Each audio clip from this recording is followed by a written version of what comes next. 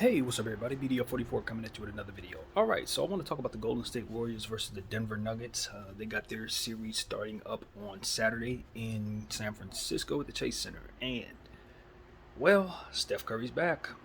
That's what I'm here to tell you. Steph Curry should be ready to go for this series. I don't know exactly what his status is for game one, but he should be available for the majority of this series, which is a very good thing for the Golden State Warriors. Given the fact that they're going up against a team in Denver that probably has the MVP, or if not the MVP, definitely someone who's going to be in the top three of voting this year. Nikola Jokic could possibly be the best passing center of all time, breaking all kinds of records with his statistics, and just putting his team in the position to be a playoff team without any concerns, despite missing two of their three stars. Jamal Murray and, of course, Michael Porter Jr. have been out pretty much the entire season, and it doesn't look like they're going to be back for this series. I know they said Mike Malone said consider Jamal Murray doubtful for this series, which means there's a glimmer of hope that you may actually see him in this series. So that could be very interesting as the series progresses. Michael Porter Jr., haven't heard anything in that regard, so expect not to. In fact, if I'm not mistaken, I think they said they ruled him out for this playoffs, but I'm not certain about that. Either way, I don't expect to see him. So that does affect things in terms of how I see this series. To be completely and utterly honest with you, it's just going to be very difficult for the Denver Nuggets without home court advantage to beat a semi-healthy Golden State team. Because I say semi because they're missing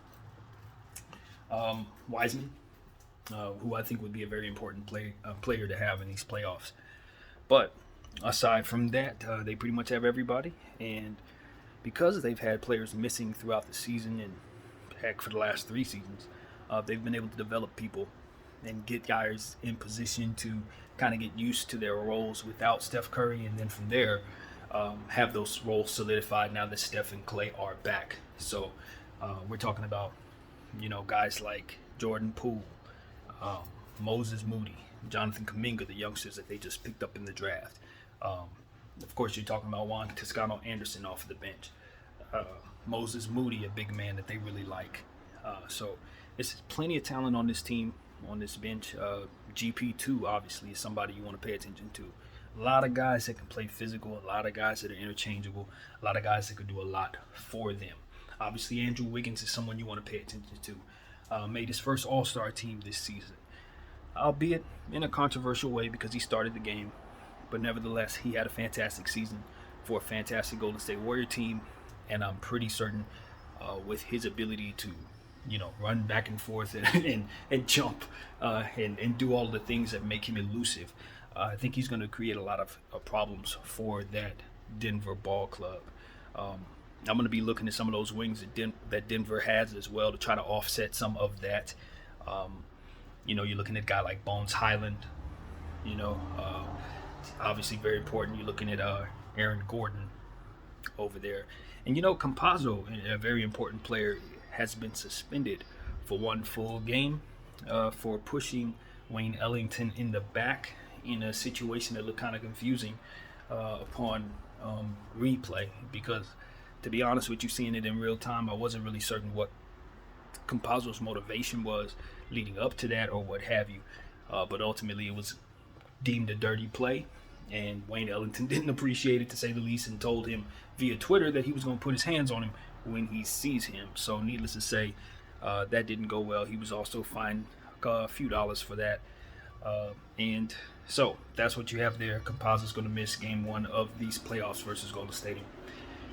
I think it will affect the team to a degree, but they do have a lot of players that can help them in this situation. A guy that I'm looking at as well for the Denver Nuggets who's going to be extremely important is Will Barton, one of my favorite swingmen in this league. Can play both sides of the floor. Very, very, very good at getting fouls called for him. Obviously, getting to the line is what I'm saying to you. He can do the things you need him to do, finishes well, hits the three. Very, very important player. If he plays big, that can bode well for the Denver Nuggets. And maybe they can upset the Golden State Warriors after all. At the end of the day, when you have Nikola Jokic on the floor, miracles can take place. This guy's more than capable of doing the impossible. And it may require that going up against the Splash Brothers in a playoff situation with all of the experience that they've had, with how eager they've been to get back in shape for this very moment. It's very difficult to see anybody on the Denver Nuggets being able to overcome the will of that Golden State Warrior team. I look at that team that has a very, very interesting dynamic, given the fact that I believe that Jordan Poole is stepping into stardom and doing it in a role that allows him the ability to be comfortable. Similar to Klay Thompson himself, to be honest with you, in the sense that Klay was able to grow into the shooter that he's become, not worry about having the pressure of being the man, not worry about having the pressure of, doing anything other than what his skill set would require him to do. And I think that Jordan Poole now has that same benefit growing into this system. So I think he's going to have a big playoffs. I really do. I think Jordan Poole is going to make a name for himself in a very special way in this series right here. And, when you consider what type of shooting they put on the floor, it's going to be very, very difficult for Denver without those two killers in Porter and Murray to overcome that. I think it would be difficult for them to beat Golden State with Murray and Porter, but it is even more so a tall task to do it on the road without him. So that's what I see there. It's just, I say that Denver will get, Jokic will get you a game. I think they'll get a game. I say Golden State in 5, to be honest with you. And I know that's kind of controversial because Denver really is a good team. You want to see them make more noise in the playoffs. I just think they ran into a tough matchup. If Steph Curry and Klay Thompson are completely healthy, I think they could beat close games every game, and the Golden State Warriors will win those close games because it's just Steph and Klay. You just know they have too much experience. They have too many different weapons that should be able to attack Denver in some very, very key ways.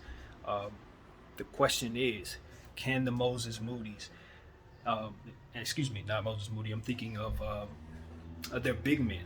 Can the guys who are going to be guarding Jokic hold up? That's going to be the story.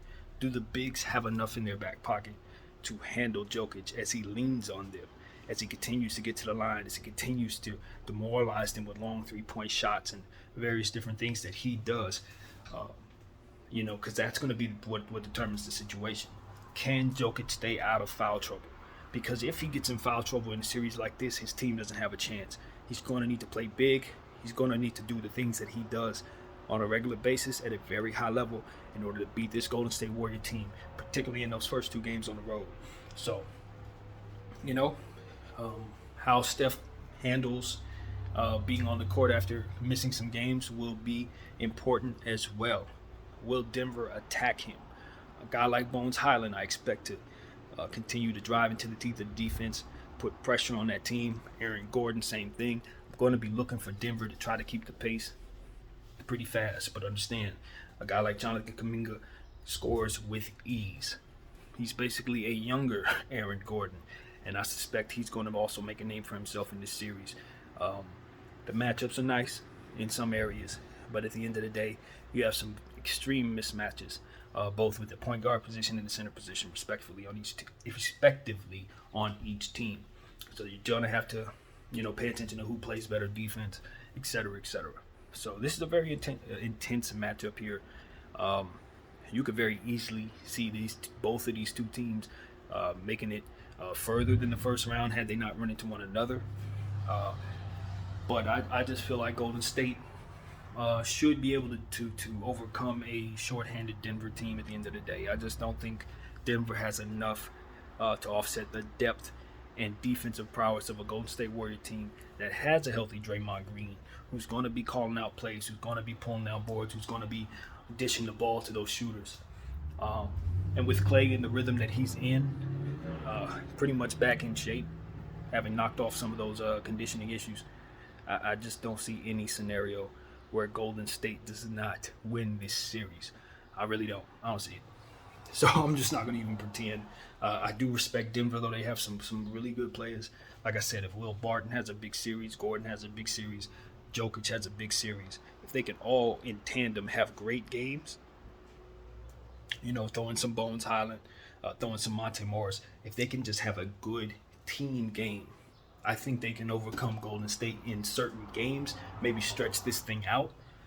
Um, but I just don't see it. I don't see it. Golden State has just enough defensive prowess with a healthy Draymond to really offset a lot of what I think Denver's strengths would otherwise be in this series had he not been there. He's the difference, in my opinion. He's the antithesis to the playmaking of Jokic. You know what I mean? You got a genius down there passing the ball all over the place. Well, Draymond's going to offset some of that because he's going to read some of those passes more so than most players in this league. He's going to be able to do certain things against Jokic defensively, from the weak side and stuff like that, getting steals and things of that nature. I expect Golden State to really try to swarm him. You know what I mean? Not allow him to get comfortable, not allow him to stay in his spots for too long. If those bigs can bump him off of those spots and have some success, it will be good. Now, if he starts to wear their bigs down, let's say Draymond gets an injury or something like that in this series, that can change the tide of the series, especially as it starts to go back to Denver in that altitude. You may see, injuries that guys are holding on to, that guys are kind of working through, start to get a little tight as the games start to go back to Denver. So keep an eye on that. Altitude does play a role when you're going up against those teams that have it to their advantage. So that's something I'm paying attention to. How will they handle that? Will Jamal come back? How many games will Steph play? Will they keep him on minutes restriction? These are all questions I have. A lot of shuffling of the lineup there in Golden State. So that could also be to the advantage of the Denver Nuggets. Maybe they could take advantage of how off balance Golden State may be right now, given they got so much fluctuation with their roster.